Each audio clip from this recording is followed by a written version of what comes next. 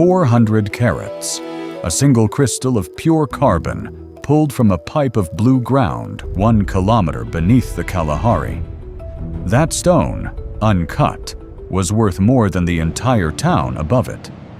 The mine that gave it up is a hole 2 kilometers wide and nearly a kilometer deep. It consumes 6 million liters of diesel a year. The air at the bottom is 40 degrees Celsius and thick with dust. Men work there in 12-hour shifts, knowing that every blast, every shift of the rock face, every minute of ventilation failure could be the last. This is the Jwaneng diamond mine in Botswana. It is not the deepest hole on Earth, but it is the richest by value per ton of ore.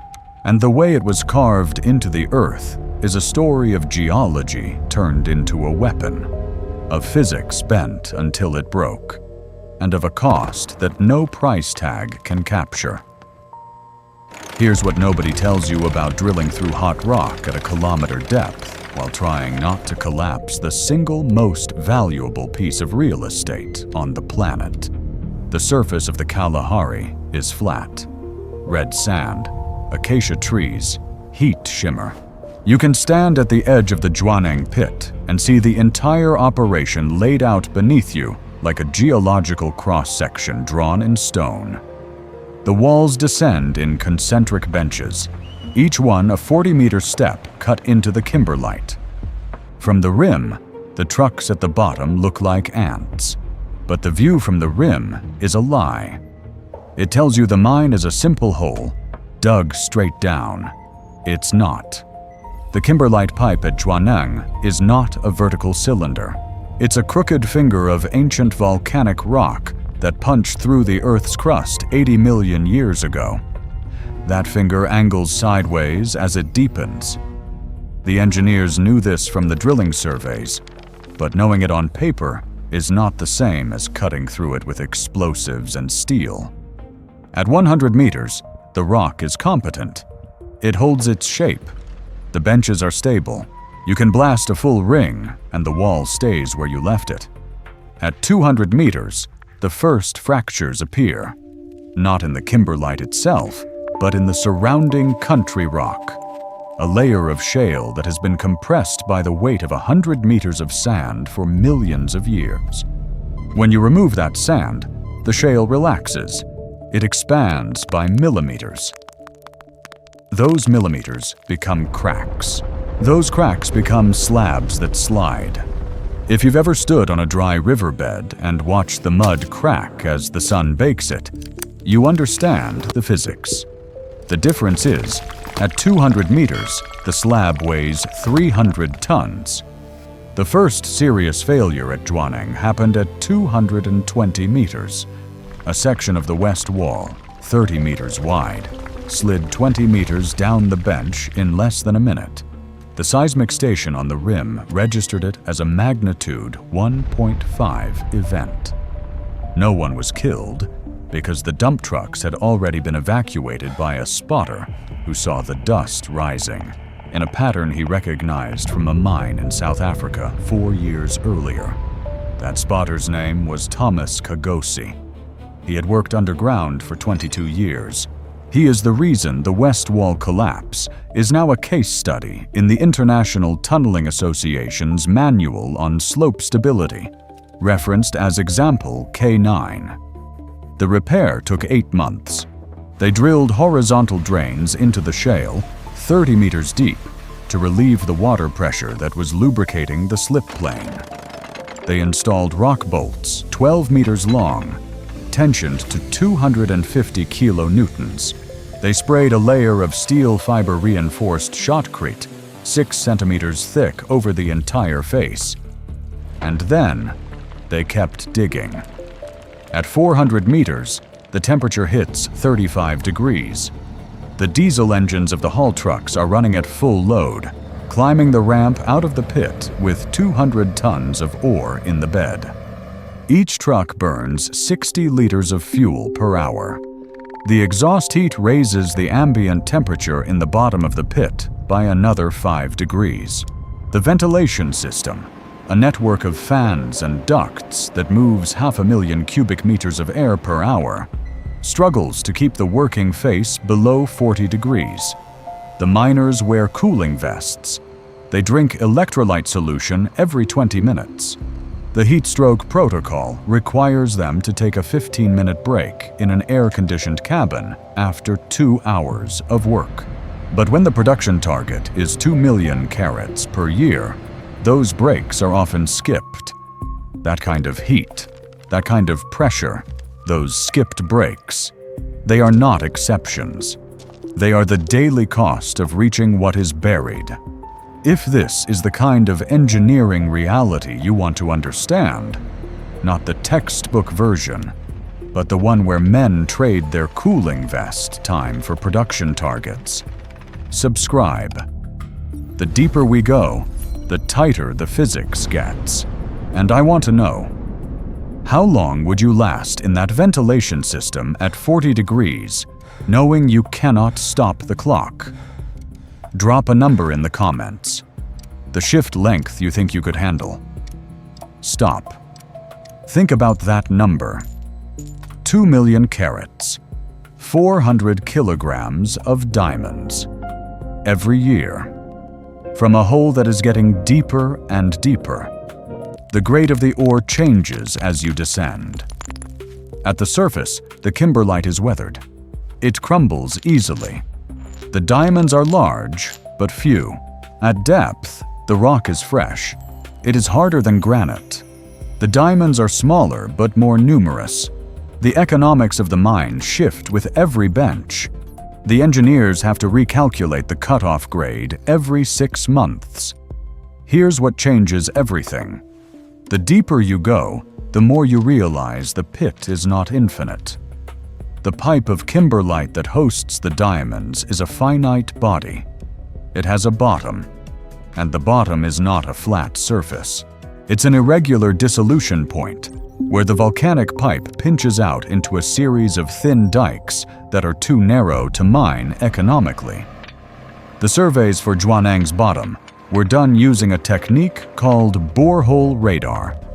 They drill a hole 100 meters deep, lower a radar antenna, and bounce signals off the boundaries of the pipe. The data is processed into a 3-dimensional model. That model tells the engineers exactly where the bottom is. The current model says the bottom is at 1,200 meters. The mine plan extends to that depth. But the model is never perfect.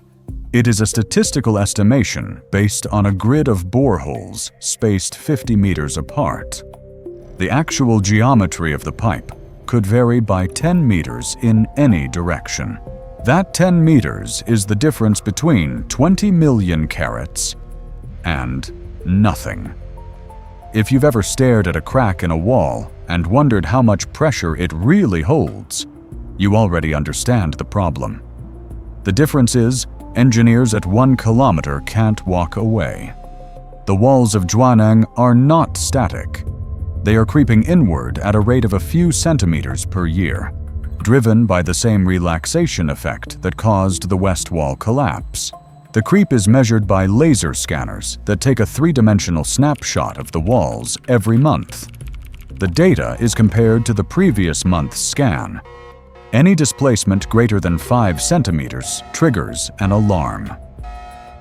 In 2017, the alarm went off on the north wall. The displacement was 7 centimeters in 1 month. The engineers reviewed the radar data and found a weak plane in the kimberlite that had not been in the original model. They halted production in that sector, stripped the bench back by another 10 meters, and installed a row of cable bolts 200 meters long, anchored deep into the stable rock behind the weak plane. The repair cost $40 million. The shutdown lasted 3 months, but the alternative was a wall failure that could have buried the entire bottom of the pit. This is the part most people miss. The wall stability at Jwaneng is not a matter of safety. It is a matter of survival. If the north wall fails, the entire pit becomes a death trap. The access ramp, The only road in and out runs along that wall. If the ramp is destroyed, the trucks cannot exit. The miners at the bottom would have to climb out on foot, 1 kilometer up, with rock falling around them. The escape routes are drilled into the walls. There are emergency shelters, blast-proof rooms with supplies of air, water, and food for 72 hours. Every miner carries a personal breathing mask and a radio. The radio frequency is monitored by a surface control room that tracks every single person in the pit via a GPS chip in their hard hat. But the GPS signal is unreliable at depth. The rock blocks the satellite signal. The control room uses a system of underground repeaters installed in the walls to relay the signal to the surface. That system fails once a month on average, usually when a haul truck or a blast damages a repeater. If you hear the emergency siren and you are at the bottom, you have exactly 3 minutes to reach the nearest shelter. Not minutes in theory, minutes on the clock. Straight from the Jwaneng Safety Manual, Section 7, Subsection 4. In 2017, the alarm went off. It was a false alarm caused by a lightning strike on the repeater network. The miners evacuated. They were back to work after a 30-minute stand down.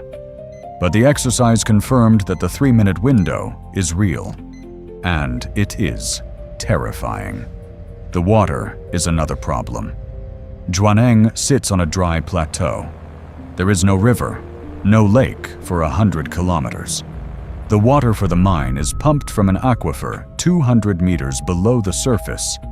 That aquifer is a fossil water body, recharged only by the rare rainfall of the Kalahari. The mine uses 42,000 cubic meters of water per day. Pause for a second. That number, 42,000 cubic meters, is the equivalent of 17 Olympic swimming pools. Every day. Most of it is used for dust suppression on the haul roads. The rest goes to the processing plant, where the ore is crushed and washed to separate the diamonds. The water is recycled. It is pumped from the bottom of the pit to a series of settling ponds on the rim, where the sediment settles out, and then back to the processing plant.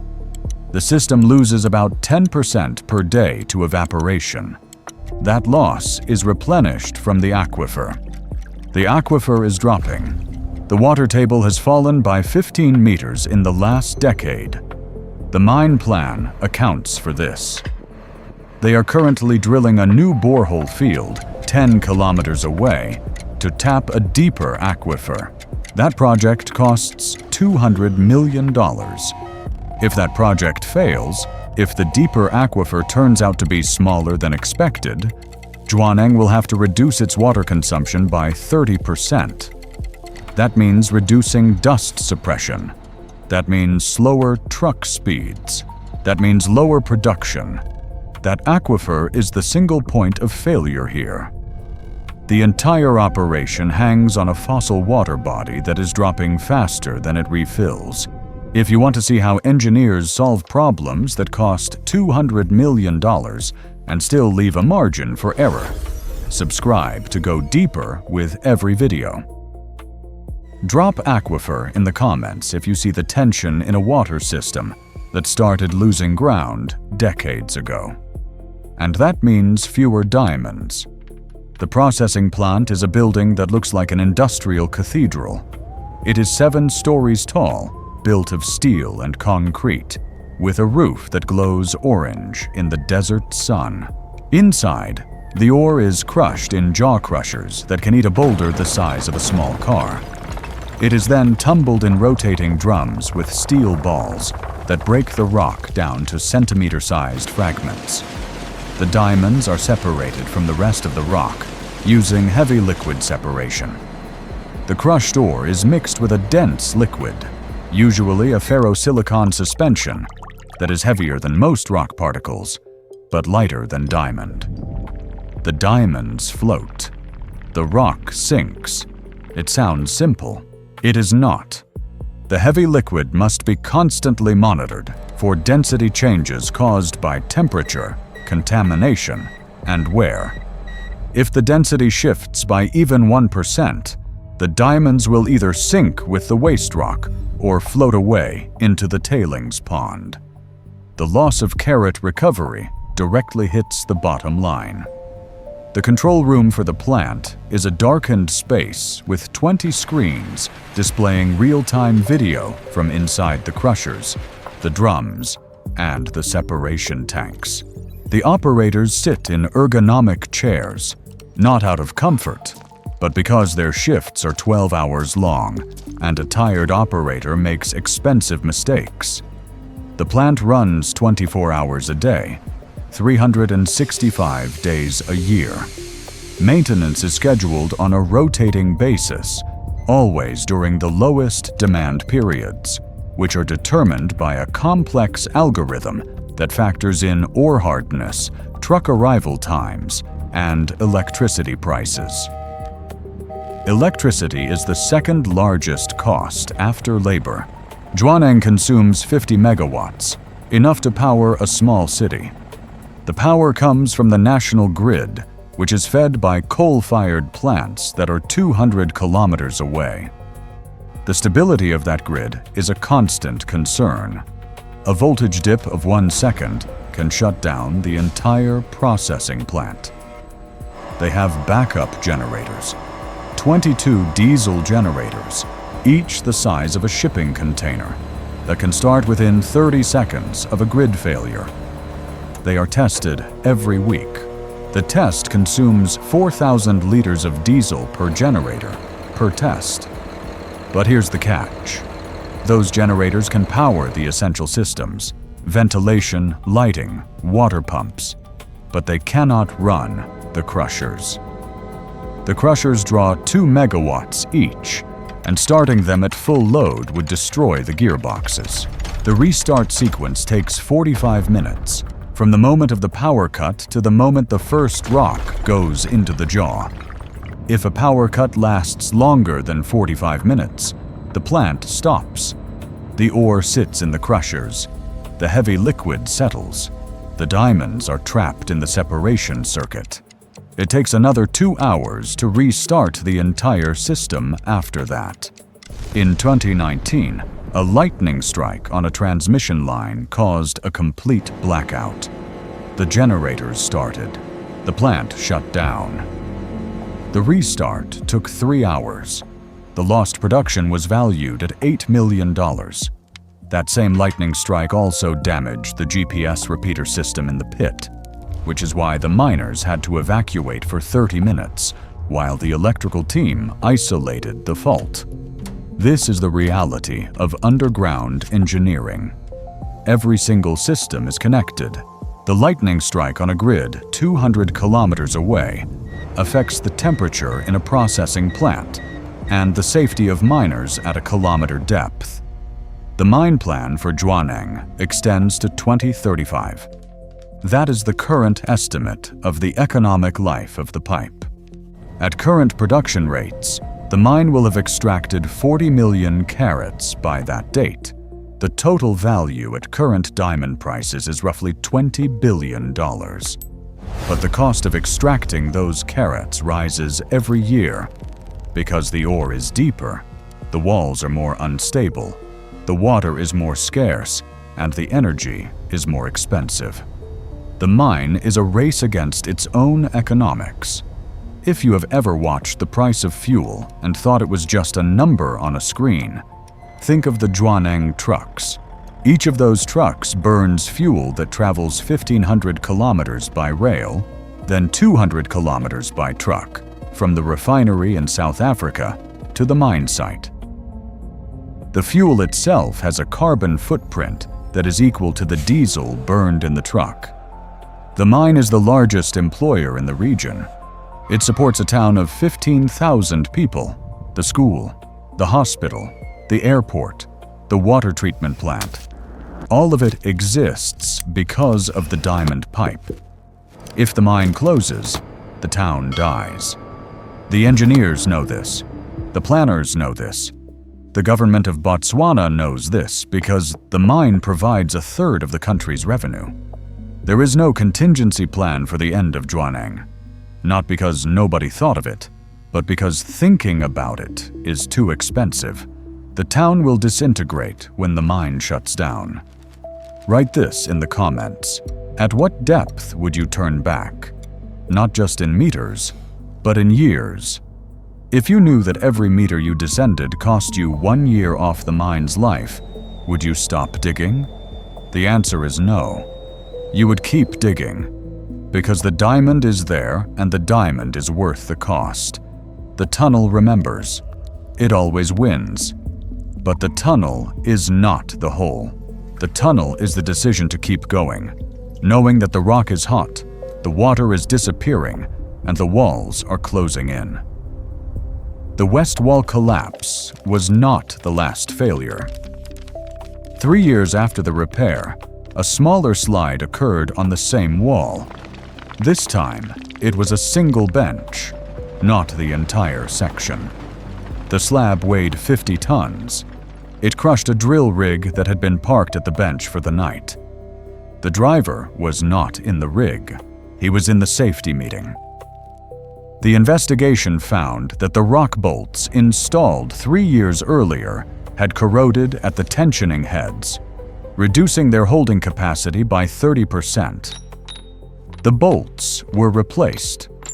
The interval between inspections was reduced from 12 months to 6. Every solution creates a new problem. The rock bolts solve the stability issue, but introduce a corrosion issue. The corrosion is caused by the moisture in the ventilation air, which is pumped from the surface through a system of ducts that are themselves corroding. The ducts are made of galvanized steel. The galvanizing lasts 10 years. After that, the ducts must be replaced. The replacement of the ventilation ducts is a major project that takes 6 months and costs $15 million. It is scheduled for 2029. The mine plan assumes that the ducts will not fail before then. If they do, if a section collapses and blocks the airflow, the temperature at the bottom will spike by 10 degrees in 2 hours. The miners will evacuate. The production will stop. The cost of the downtime will be calculated in carats per hour, and the margin between profit and loss is measured in single digits. If you remember anything from this, remember that a diamond mine is not a hole in the ground. It is a machine that is constantly fighting against its own destruction. Every ton of rock removed reduces the stability of the walls. Every liter of water used lowers the water table.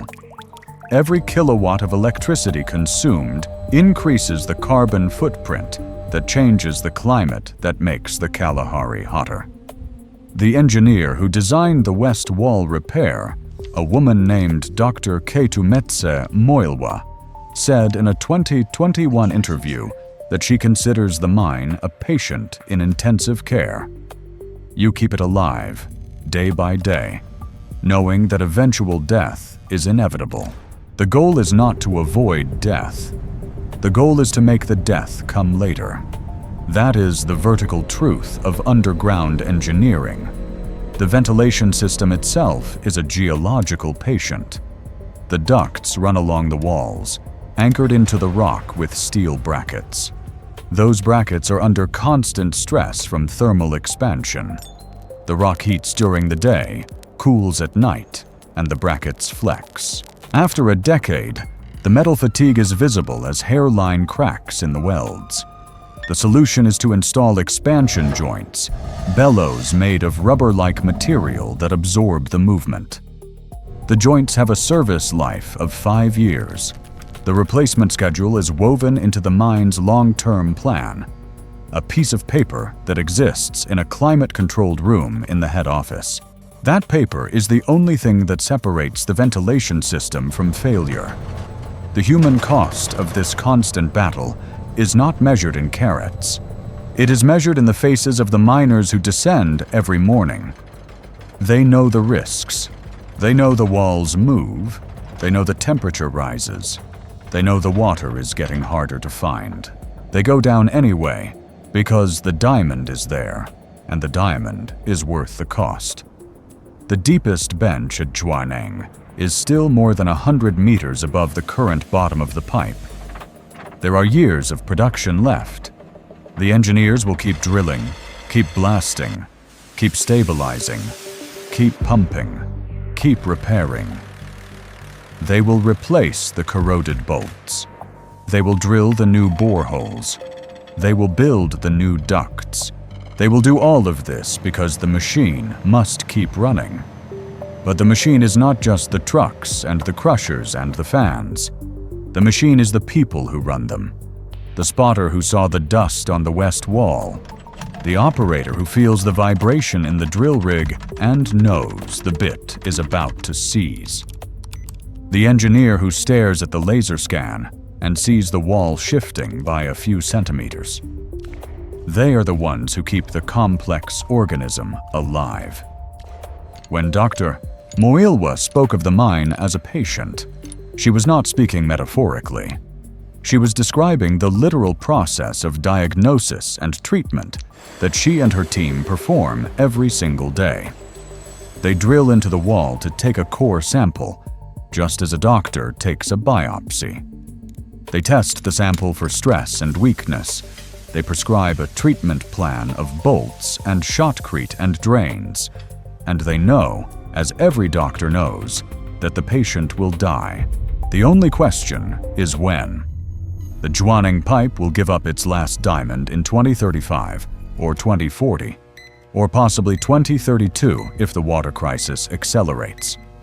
The exact year is a function of 100 variables, each one coupled to the others in a web of causality that is too complex for any single model to capture. The engineers run the models anyway. They refine them with every new piece of data. They present the results to the board, who make the final decision. The board will decide to close the mine when the cost of extracting the last carat exceeds the price it can fetch. That threshold is called the break-even grade. It is calculated by a formula that includes the price of fuel, the cost of electricity, the salinity of the water, the hardness of the rock, the stability of the walls, the temperature of the air, the chemical composition of the heavy liquid, the sharpness of the crusher teeth, the condition of the conveyor belts, the wages of the operators, and the exchange rate of the Botswana pula against the United States dollar. When that formula returns a number that is less than 0, the mine stops. Not because the rock is empty, but because the mathematics says the fight is no longer worth the cost. The diamond mine at Jwaneng is not a monument to human achievement. It is a transaction between geology and economics, executed by engineers who understand that the Earth does not care about their plans. The Earth is indifferent. The diamond is just a collection of carbon atoms that happened to crystallize at high pressure 80 million years ago. The miners extract those atoms because they can, because the price is right, because the machine is running. And when the price is no longer right, when the machine stops, the Earth will take the hole back. The walls will creep. The benches will slide. The dust will fill the void. The Kalahari will advance, grain by grain, until the pit is a shallow depression in the red sand, indistinguishable from the landscape around it. That is the final truth of underground engineering. The tunnel always wins, not because it is evil, but because it is patient.